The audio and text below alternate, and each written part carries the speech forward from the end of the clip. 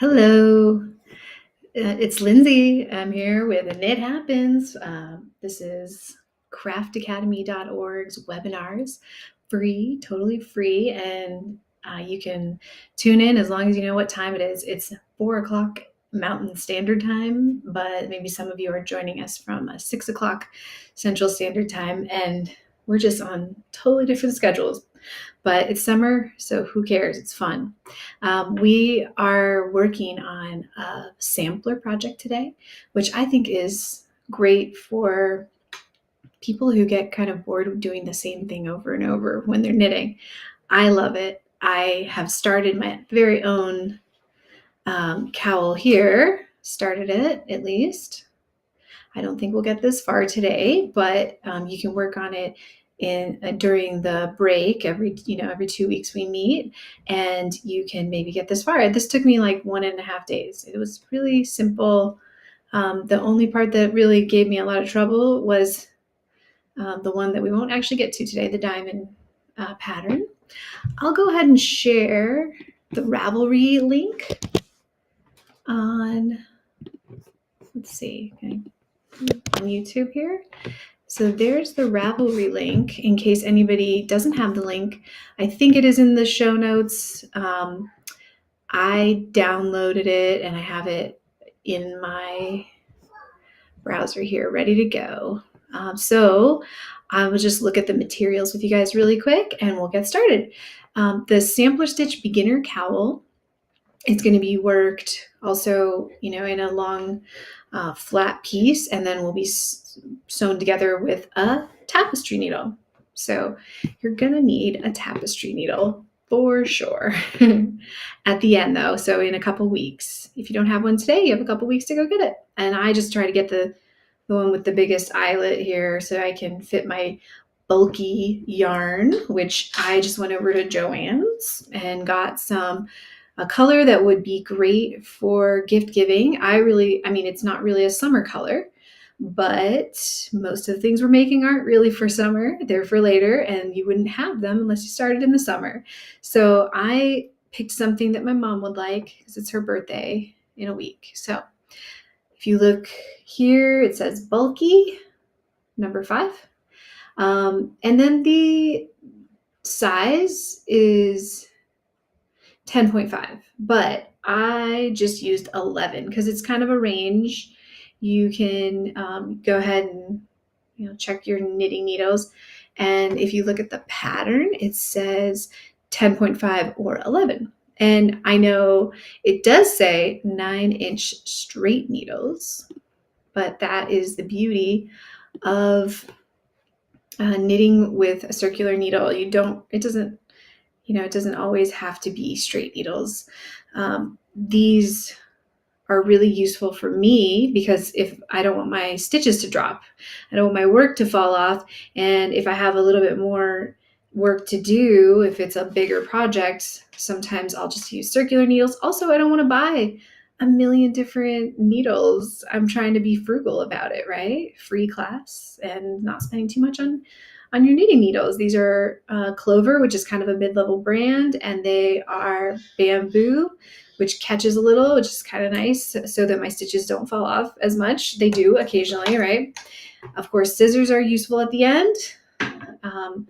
I did include optionally a stitch marker in case you want to continue, maybe put it down and continue later. Sometimes a stitch marker, if you want to use it to figure out where you are in the pattern, but really maybe checking if you're on the right side or the wrong side. Maybe you put your stitch marker on the right side and you know where to start the next time.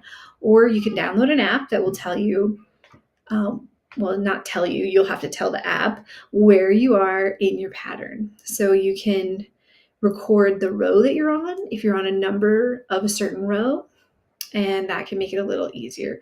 Because, for example, this diamond pattern up here, I put it down and I came back and I could not, it was a day later and I could not remember where it was in the pattern. And I was so certain I would figure it out, but it was very, it was like, oh, what's going on? Because it's so complex, this part, that you really have to work the whole thing, all 8 rows in one sitting, or you have to get some kind of app to remind yourself. So that is the hardest one. We'll do that next time. All the other samples stitches were relatively easy and fun. They're all fun, but really interesting too. This mistake rib, I liked that, and the moss stitch. And then of course your basics, your garter and your stockinette stitch. So it gives it a lot of texture. It'll be a really fun project and a beautiful gift. Let's get started. So let's take off our paper here and get going. So we always start with our cast on. And if you've been watching, you know that my favorite cast on method is flexible and perfect for a cowl. It's the long tail cast on. So I have to make sure I have enough long tail in order to cast on only 24 stitches. And maybe you're using a different size yarn. I would say it might get a little complicated if you use a different size yarn, but maybe it would work. Yeah, I don't know if it would work too well if you used a different sized yarn and then tried to do maybe like a smaller yarn. If you did that and you used a smaller set of knitting needles that matched the yarn size, and you tried to figure out, well, how am I going to do this? Okay, you might be able to do it if maybe you like doubled the stitches or something. But I would try and stick with bulky and go ahead and cast on the 24 stitches, and then don't worry about gauge is what this pattern is telling you. The gauge will be fine. It's just going to be worn, like this, really. So it's going to be kind of slouching on your neck like that. So if it's a little big, it's going to be okay. But you do want it to be long enough to go around your neck in a loose kind of fitting way. So I'm going to go with 24 stitches. And if you're a beginner, I would suggest you probably just go with 24 also and use a bulky yarn and your 11 needles, or you can use your circular or straight needles, of course. And then I always start with 5 inches of tail in order to make sure that at the end I'll be able to weave in the end. And then in order to see how long I need for the cast on, I will wrap it around my needle 24 times.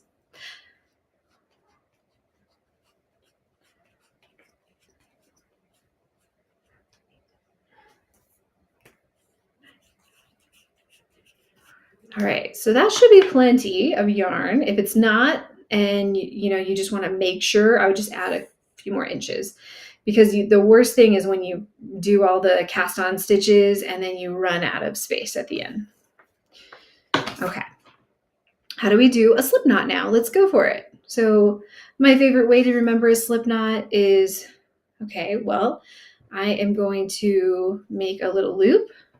I could do it on my surface here just to make it easier for you all to see, but you're welcome to just hold it in your hands. And then I take the top part of the loop, I cross it across the back. I'm sorry, so that's just the yarn across the back of the loop. And then I take my knitting needle, and it's now formed kind of a bar, kind of like a belt buckle looking thing. And I'm going to take my knitting needle and just slide it under that bar, hold the two ends of my yarn, and pull so that I can tighten my loop. Your loop doesn't need to be super tight on there. It's actually meant to slide, and you don't have to make it super tight or super loose. I would just play with it and see what works best. I think if you can kind of see a huge gap, that's too loose. If it's really tight and you can you can move it, but you're worried you won't be able to get another fat needle in there, then you probably want to make it a little looser, because these stitches are going to need, you're going to need to tuck another needle, the tip of it at least, into the corner. So now we're going to do that one more time just for the people who might have missed it the first time.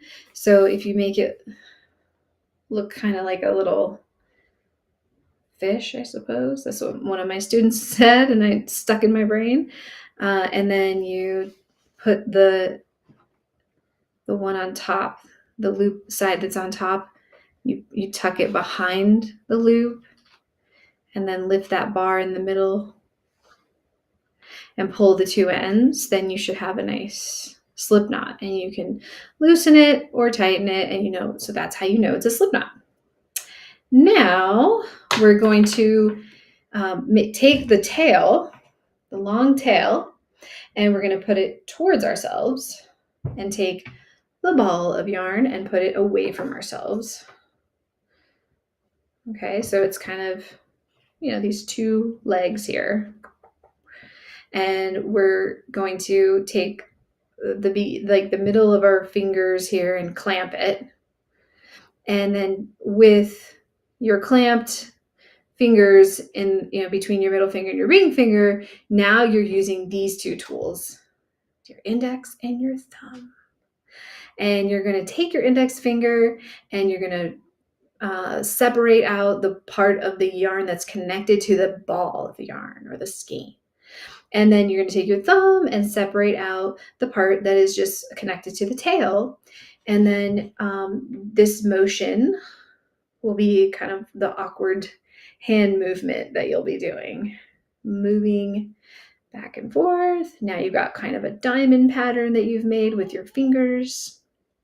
If holding it like that is difficult, you can always just grab it and with the bottom three fingers of your hand, okay? Just make sure you're holding it and separating it and that the yarn connected to your tail is nearest your body, okay?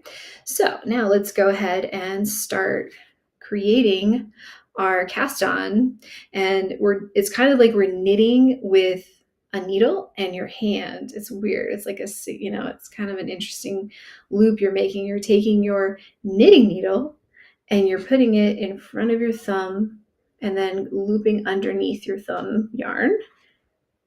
And then you're taking you're kind of yarning over in a way by taking the yarn from the top of your index finger yarn and then pulling that loop through the thumb loop. So you're creating two loops just like you are when you're knitting, and it makes a really beautiful cast on that it works well because it's so flexible. So let's do it again. Clamp, separate into the diamond, turn towards yourself, underneath the thumb yarn, and over top of the index finger yarn. And then pull that yarn through your thumb loop. There you go. So now you have three. I'll do it kind of slow for a minute without talking so you can observe. And look at me just falling into old habits, holding it with the bottom three fingers or the bottom two fingers. That's fine. You can do whatever works. This might be more efficient if you're clamping it with the middle. But it's really what's comfortable for you. Different styles, different knitters.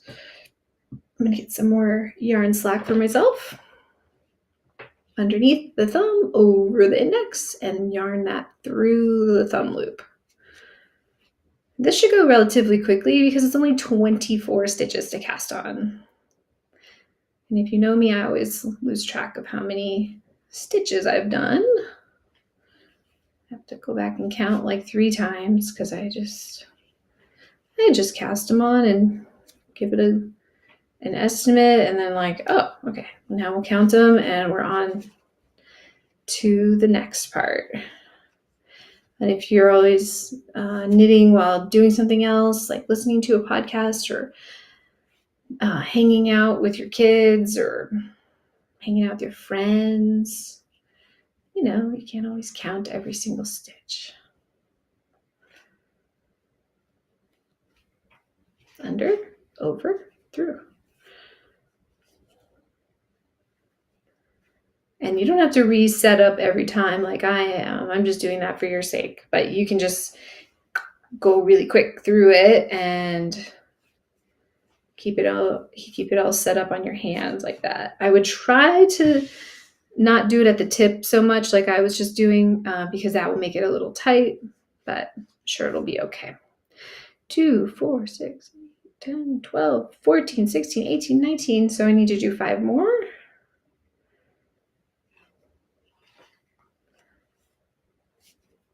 1, 2, 3, 4, 5. Okay, and look, I have plenty of tail left over. I don't have to worry about running out. That's wonderful. And look, in my circular needle, it's a little long, but that's okay because I'm not trying to connect the two ends. So if it's a little bit of a longer circular needle, it's not going to hurt anything.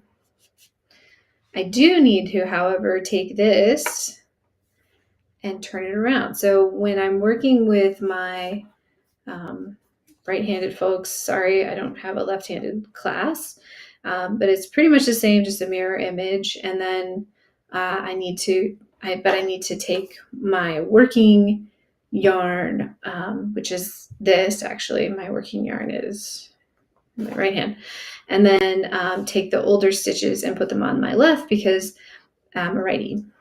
Okay, so now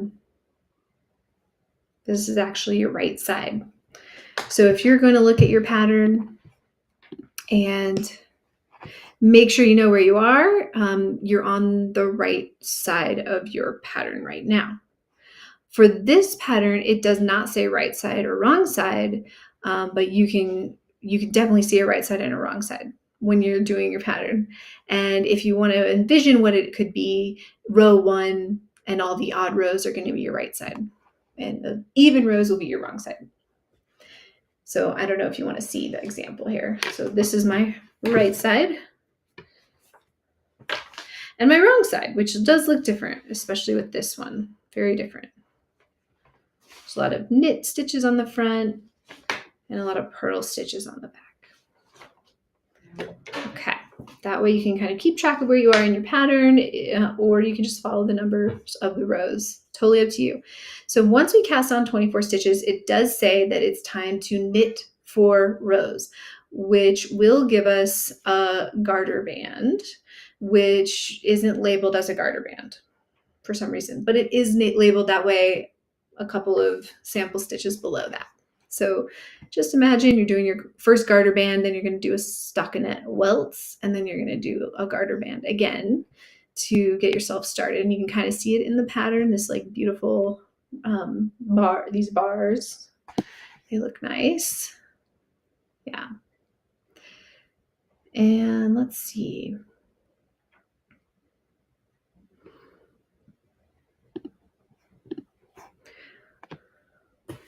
This part is for beginners, super, super, super beginners, where we learn how to knit. So that's the easiest thing about garter stitch is you're just knitting for a long time.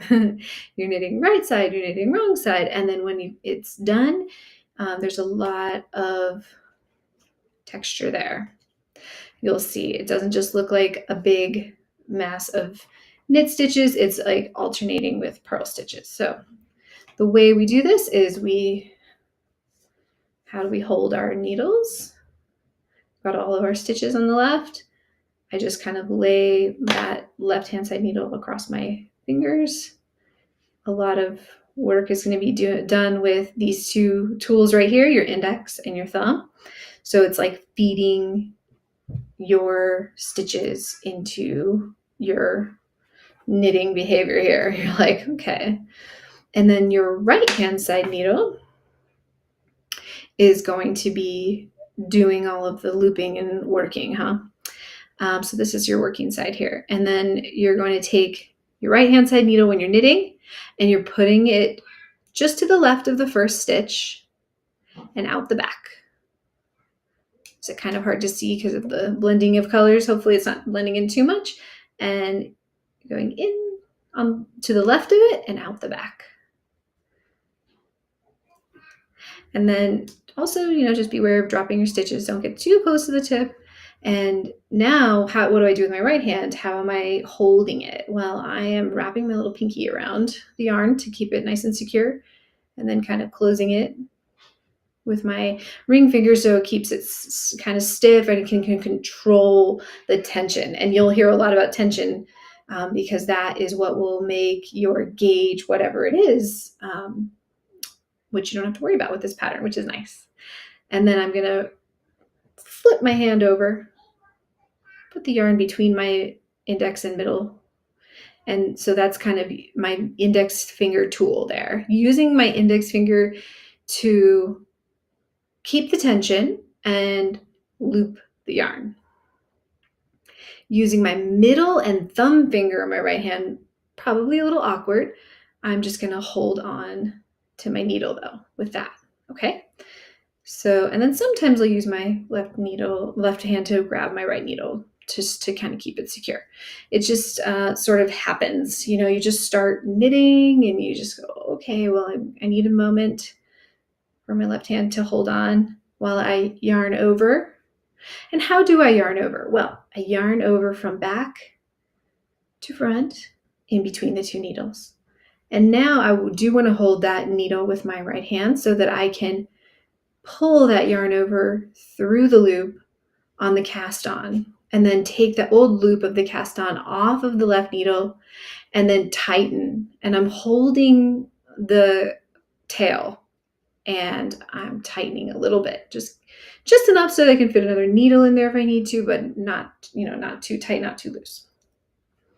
Let's keep knitting. And now I'm going to the left of that stitch that's left on the left hand side needle, going to the back, yarning over around the back and to the front in between the two needles, taking that yarn through the front, and then pushing and pulling and figuring out the easiest way to get the old stitch off of the left hand side needle. So what's easiest, maybe having these be a little looser, maybe these are too tight, so it kind of slides off easily, or maybe you have to give it a little assistance or, feed this a little closer to the tip,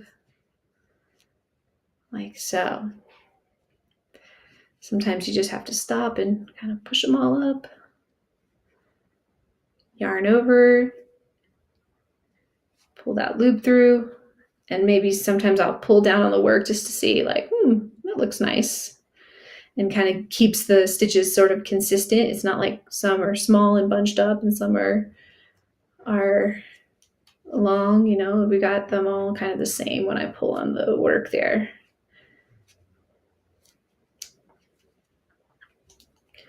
Just kind of whatever feels right.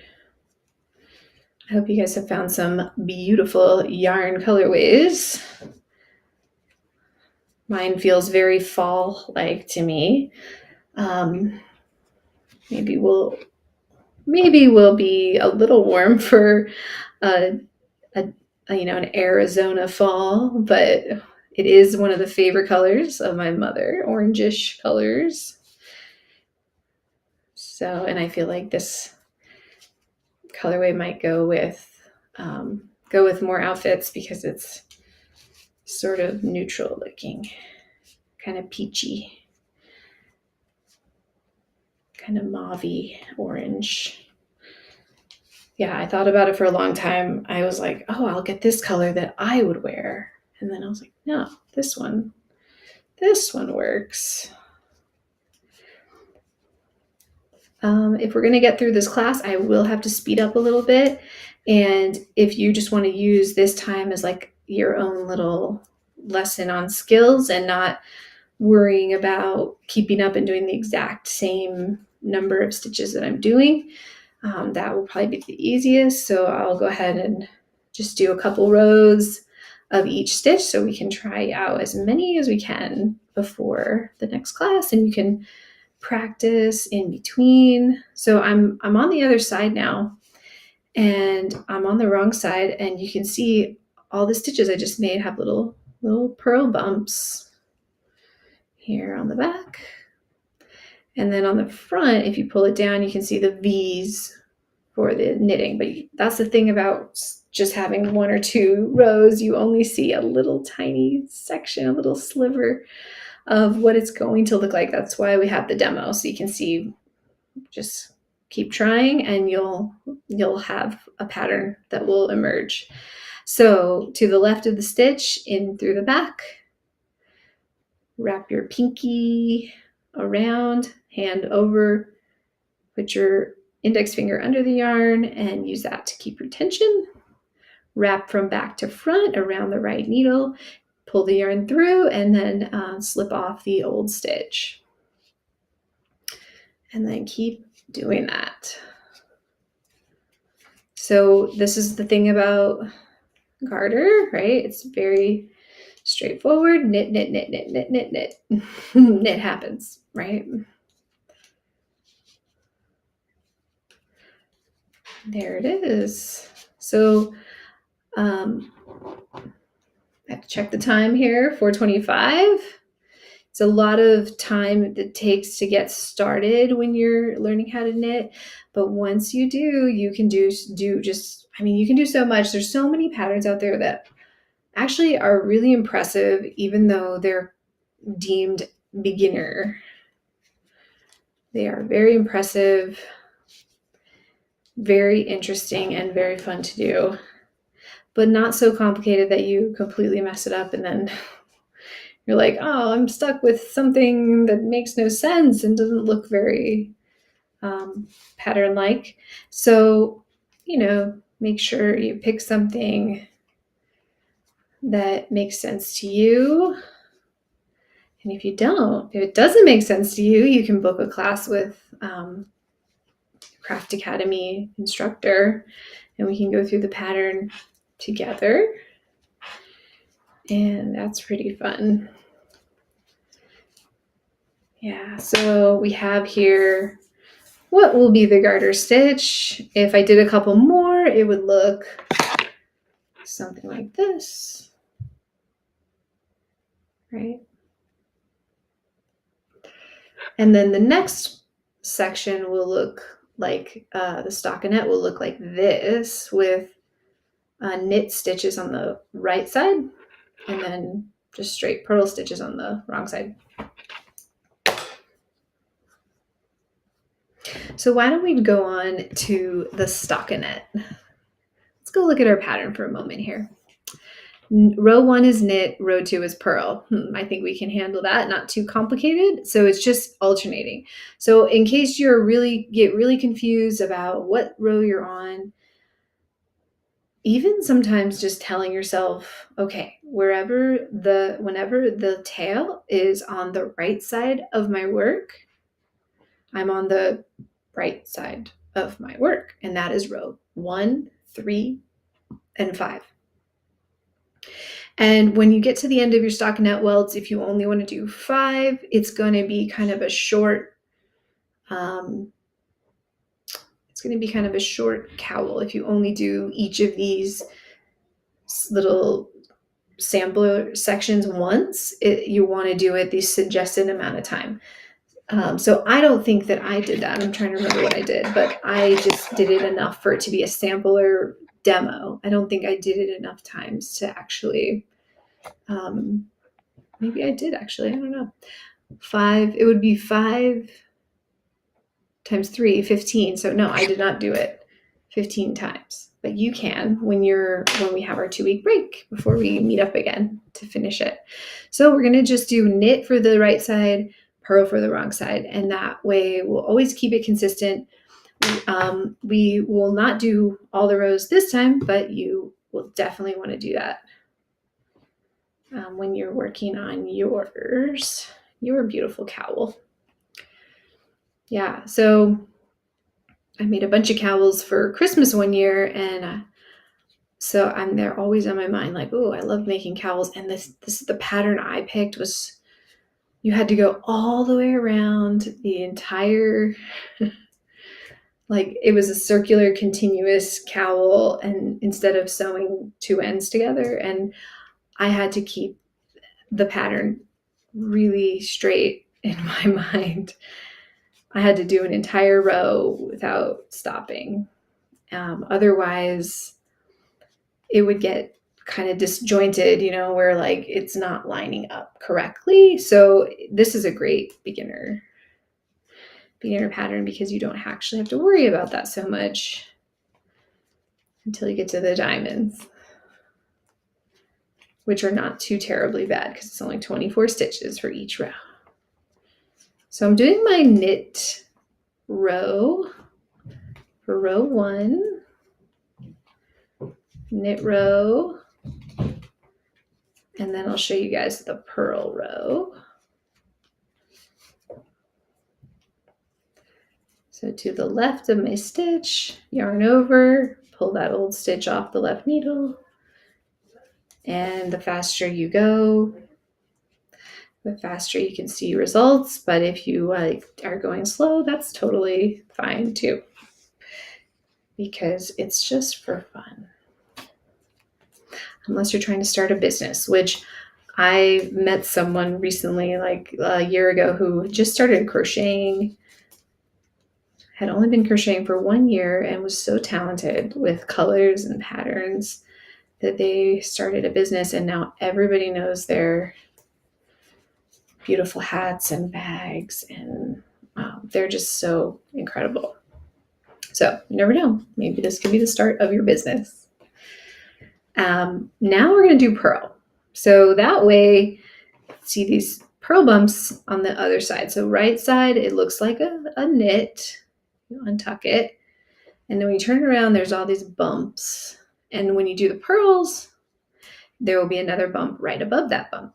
So that's how you're lining it up, right? You're making sure that the same thing is going on the right side as the wrong side. So that's why you have to alternate.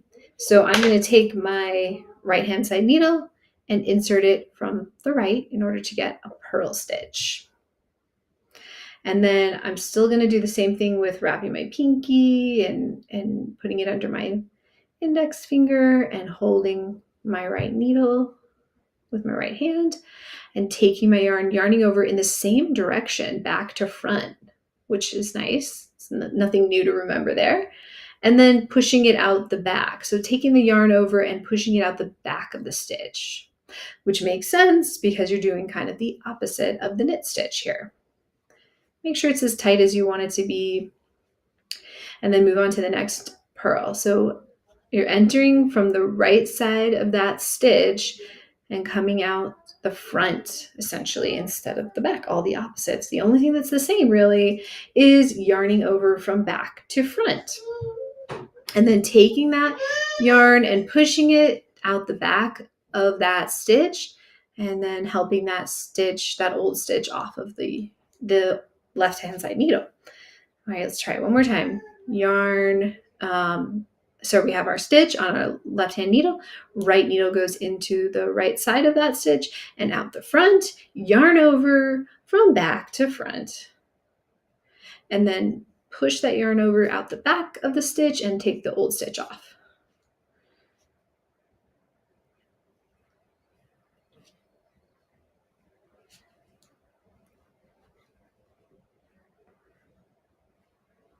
Beautiful.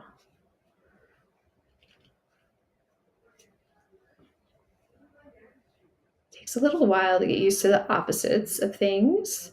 So I'm trying to do it a few times without talking here.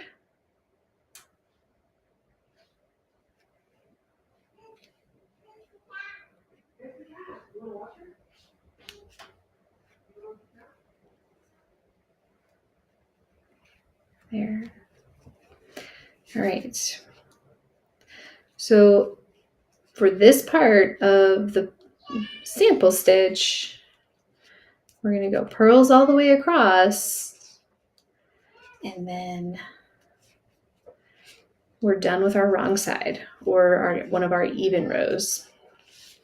And you're going to want to do that a few more times. You're going to do it count 5 rows. Do it 2 or 3 times to give it a substantial section, and it will look like one side has a bunch of knit stitches in a row, and then the wrong side has a bunch of purl stitches, and it looks a lot different than the purl side, because there isn't any space in between the purl rows. You just have a bunch of more closely packed in purl. Oh, I have I'm putting my yarn through that's the only fallback, right, of the circular needles, is I'm putting my yarn through the middle of the circle, and it's sort of catching a little bit. All right, we're almost there with the purl row, and we are done. But you have a few more times you need to do it for your final final project. This is sort of your practice run, which is really good to do, especially if you have more increasingly complex patterns or stitch samples, because you're going to mess up at some point, and that is just a given, because nobody is perfect. I definitely made some errors in the diamond that I keep talking about. I definitely, like, something is a little off with one of the rows. I'm like, there's a missing purl stitch in there. I can just tell. But as long as you have your 24 stitches still on there, you can keep going with the pattern and practicing without too much difficulty.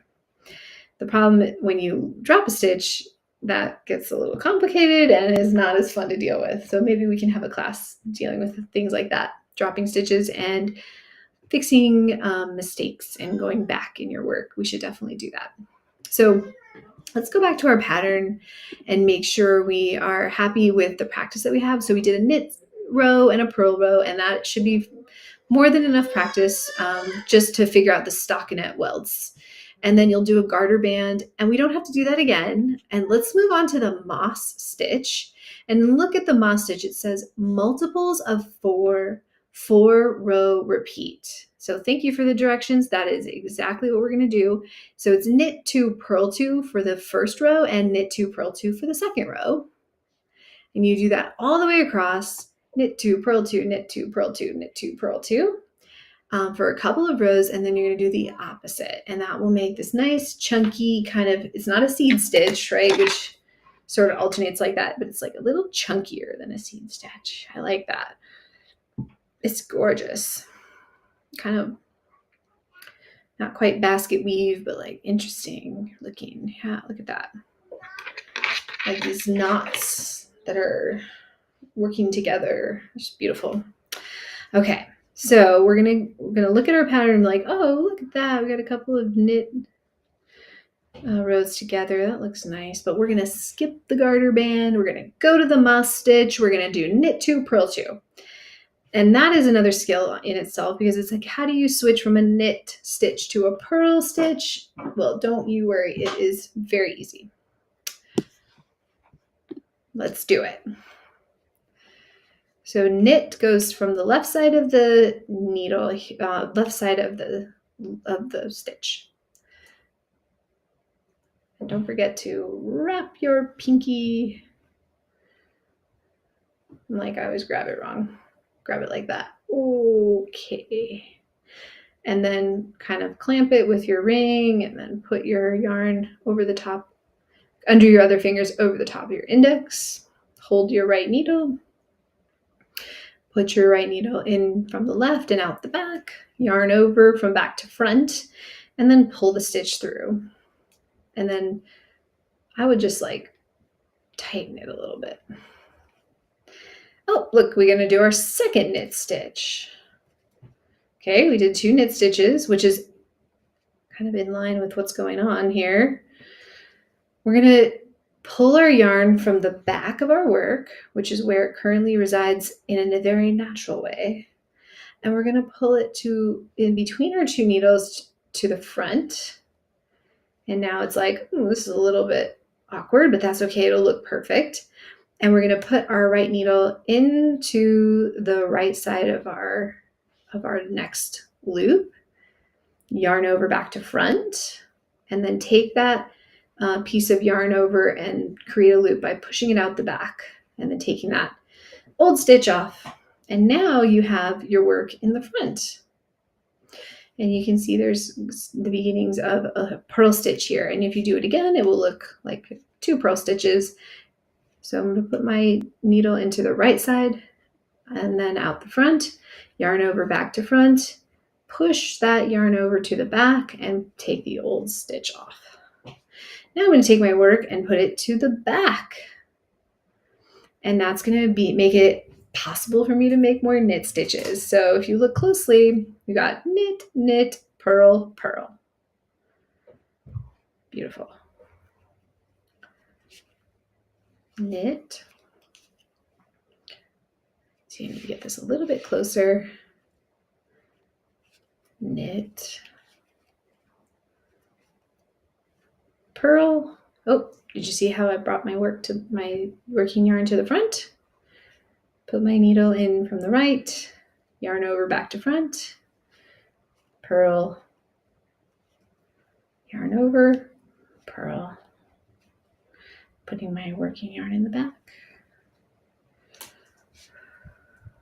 knit, which we've done a lot more knitting than purling, so hopefully you feel like you understand knitting really well. And if not, you'll like me. When I started knitting, I just had to watch videos and talk to people who knew how to do it and read books. I did it all. I was like, I will teach myself how to knit. I will figure this out. And it took a long time because I had to do a lot of reminders for myself. So knit,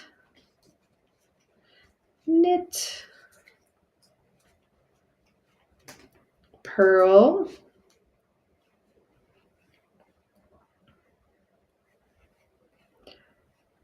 purl,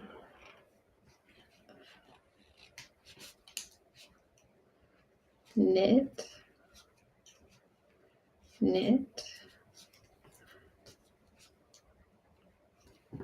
purl, purl,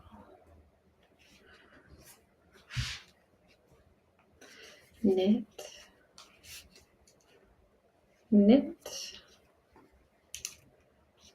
purl, purl. And this is the thing, if you get to the end and you didn't end in a multiple of 2 for knitting and purling, you didn't end with 2 purls, then you might have missed something, or you might have accidentally done 3 of the appropriate stitch at the appropriate time. So you can go back and check that. You can be like, oh, well, this is my practice run. If I messed up, that's okay.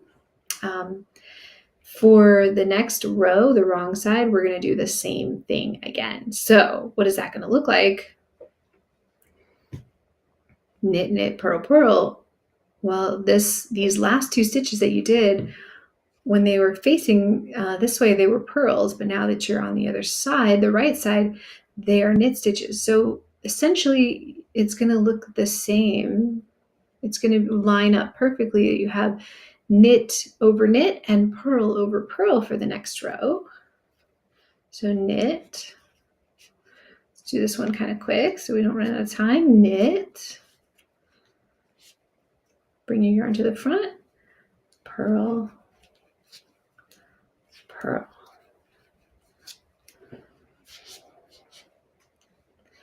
Back. Knit. So yarn's in the back and then the needle goes to the back.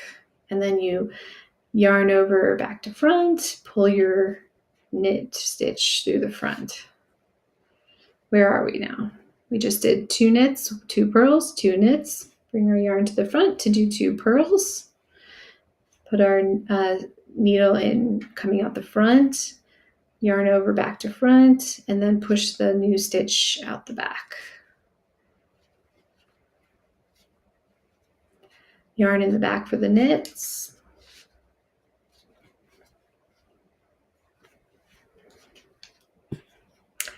And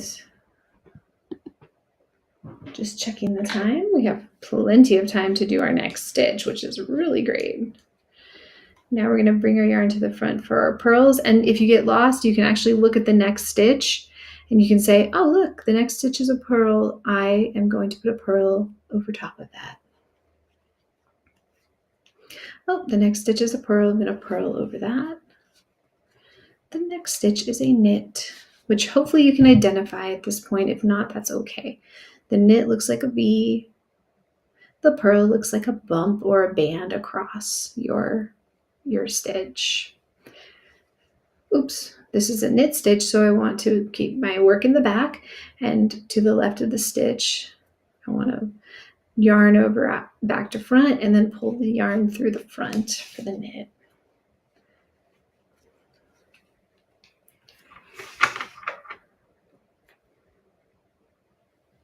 You could take a little second to do your knitting yoga. Probably having The same position for too long can be a little painful. Exercises, some neck exercises. Walk around the room for a minute. Yeah, try not to stay in one spot for too long. And let's see. We're on our pearls. We're in our knits. We're on our pearls. Okay, so we just did the row 1 and row 2 of moss stitch. And now we are going to look at our pattern and do row 3 and row 4, which is starting with a purl 2, and that way now you're going to be doing kind of the opposite. So that's where you get to see these beautiful patterns emerge, is when you're starting to do something a little different in the next row. And you know you're on the odd side, you're on the right side because you have your tail on the right side. You're going to take your yarn and you're going to enter from the right and do a purl stitch. Oops, almost took that whole thing off. So maybe I'll put it there, just hold it and wrap my pinky, wrap my index finger. Oops, but my working yarn is not in the front, so I need to move it to the front. Put my needle in through the right and out the front, yarn over front, back to front, and then take the yarn over and push that section into a loop by pushing it to the back of the old loop, the old stitch there. Okay, start over and do it again. So keep my working yarn in the front, insert my needle, grab my pinky yarn. Sorry, grab it. And then take this and make some tension with your index finger. Yarn over back to front of this needle only, and then push your yarn through the back, and then take it off the old needle, or sorry, the left needle, not the old needle. Oh, okay. I just did 2 purl stitches, like the pattern says, for row 3. And now it looks like, okay, these are purl stitches. Now I'm going to do the opposite of that, knit stitch. So make sure your yarn is in the back. Put your needle through the left of the stitch there and out the back, yarn over back to front. Pull the new stitch through the front, take the old stitch off. So purl stitch is on the left needle. You're going to knit over that. So put your needle in through the left, out the back, yarn back to front, take that new stitch and pull it through the front. So now you can start to see some alternation here. Take your yarn to the front for the purls. These are knit stitches, so you're going to purl over them.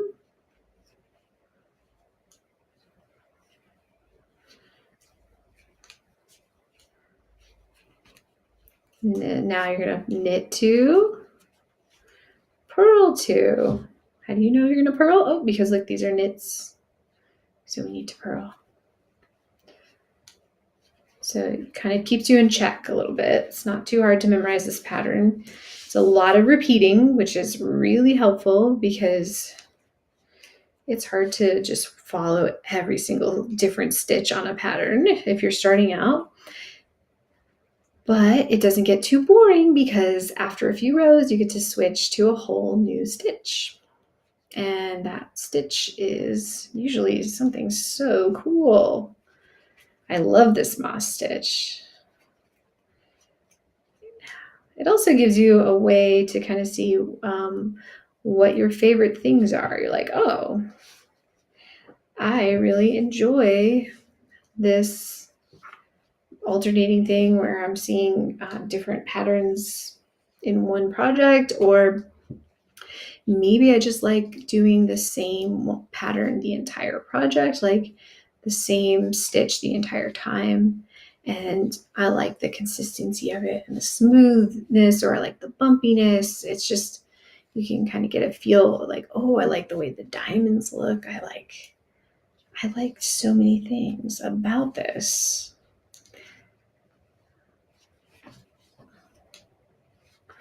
maybe if you give it as a gift, the person who is receiving it will have some really great feedback for you, like, this part of it is really cool.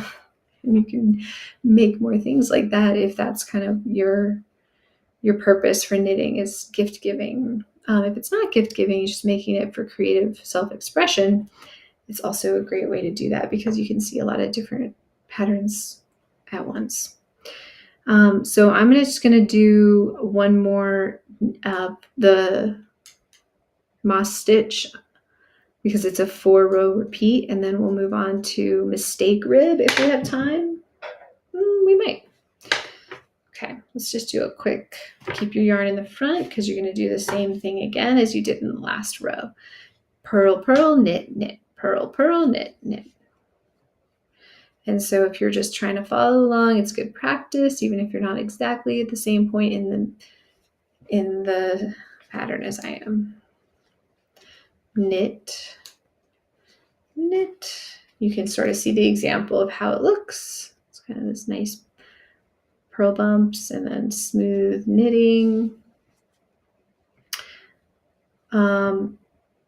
Since we did start alternating, now we're actually kind of building upon what was in the last row. So you would do the same stitch over the same stitch for this row. So if it's a purl, you're going to purl over it. And if it's a knit, you're going to knit over it. So now it's a knit, so I'm going to knit.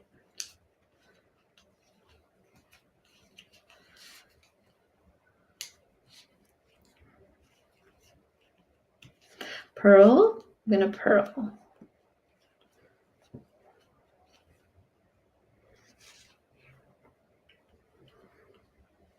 Knit, I'm going to knit.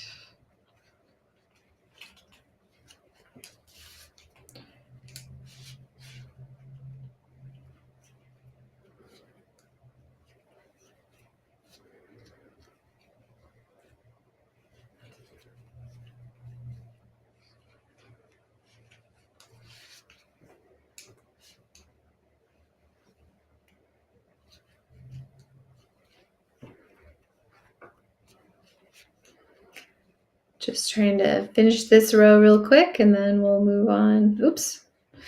Talking and doing things at the same time, I sometimes get distracted, but I still managed to save myself before I did the wrong stitch. So we're purling, and at the end we'll be knitting, and that's how we know we did it correctly because we end on a 2 knit stitches. And we don't have any left over, we didn't get an odd number at the end here. So now we're going to move on. We're going to skip the garter band because that's an easy thing to remember. You just knit each row 4 times. Mistake rib is something totally new to me. I had never done before. I was like, am I doing this right? Am I making a mistake? Because that's really what it feels like when you're making it. But it ends up looking really interesting, and let's look at it. Okay, so it looks kind of like a corset or something. So you're looking at this consistent knit kind of vertical pattern, and then some alternating knit purl in between. So it is kind of random feeling at times, but it all makes sense. So for row 1, you do multiples of 3 rows, which is different as well. For row 1, you knit 2, purl 1 over and over and over. For row 2, you basically just do the same thing, but you're doing it from the other direction, so on the wrong side. And so it does come out with a little bit of variation, but you still see the one, consistent vertical line throughout. And then you just do that, which is pretty simple if you think about it. You just do that for a few inches, however long you'd like. Let's get it going though. So it's pretty cool. Knit 2, purl 1. Knit 1, 2, purl that one. So it couldn't be simpler. It just feels like, oh my God, is this going to turn out? Knit 2, yarn to the front, purl 1. So even though it's a purl on this side, on the back side it will be a knit. And then when you're on the other side purling, the front side will look like a knit for that consistent line throughout. Probably it's just the purl one, I guess. It's like a little bit of a brain teaser. You're like, which part of this is that vertical line? It's so interesting. I think it's going to be the purl one. It's going to create that vertical line somehow. kind of boggles my mind sometimes when you just follow a pattern. You're like, it turned out. It's like doing math. You're like, did it all balance the equation on both sides? Like, does it make sense? Somehow it does.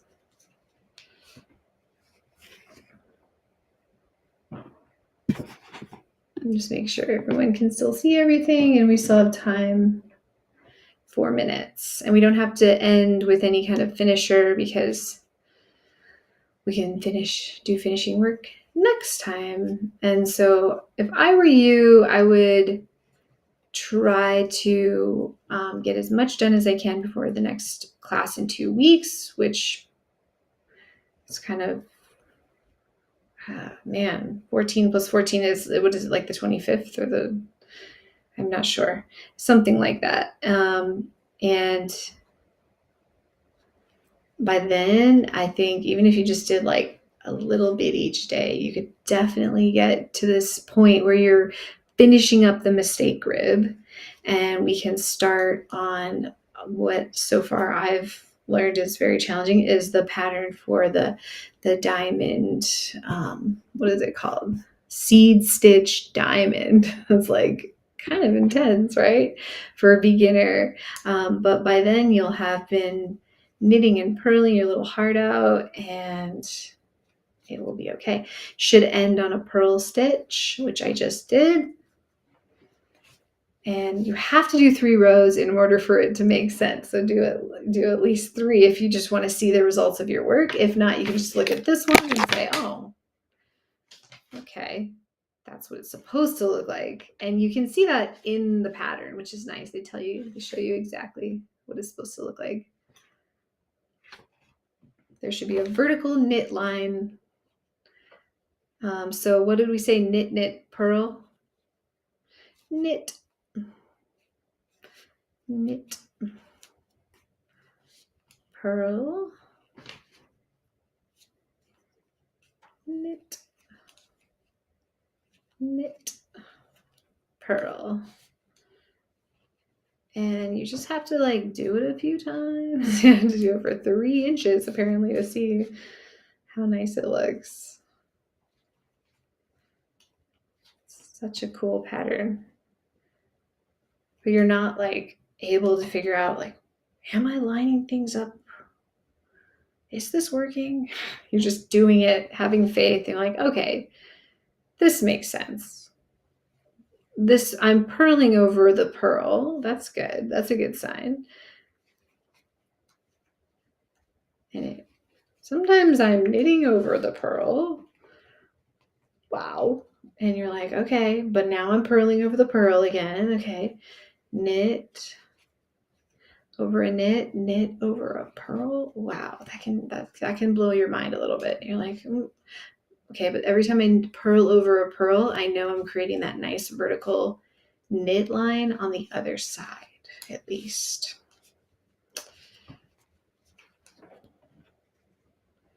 And you're like, whoever thought of this, it's pretty interesting in their thinking. So knit, knit, purl. Yeah, it's not your basic average everyday rib pattern. It is something totally different. A little variation in between your vertical line. So cool. And looking at our time, we're 5 o'clock right now. So just have faith that your mistake rib will look like this. And we will see you I feel like I should look it up in my calendar. I think it's like 2 Tuesdays from now, I think around June 25th. Next week, I'm also doing with the St. Louis Public Library the second part of a sampler scarf, which is really just a sampler face cloth with totally, some different stitches, but it's still really fun because you're learning a lot of different stitches, and it's free and anyone can join it in any time zone. So also you can book classes with me or the other knitters or crocheters or sewers or embroiderers at craftacademy.org. We're happy to help you with anything you need. And thank you for joining us today. We're going to end this live and see you next time. Bye. Have a good evening.